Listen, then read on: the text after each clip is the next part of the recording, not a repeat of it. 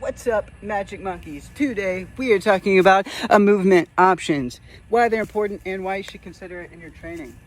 So we can think of movement options like the ranges of motion our body has the ability to go into safely.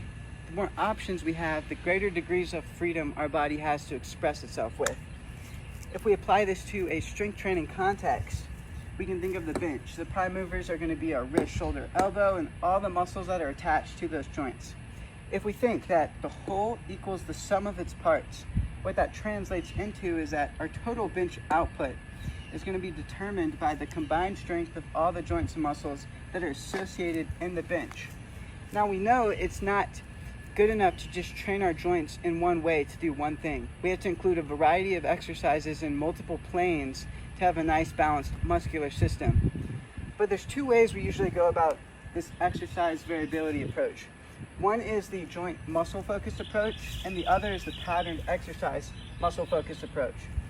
This side we're going to be doing, overhead presses, pull-ups, bench press, all sorts of things that are just patterned exercises and training specific lines of tissue. The problem with this is we're just training the muscles and we're only adapting in the range of motion we already have access to. Long term, this is going to lead to plateau and injury, and it's not a sustainable option. It's a very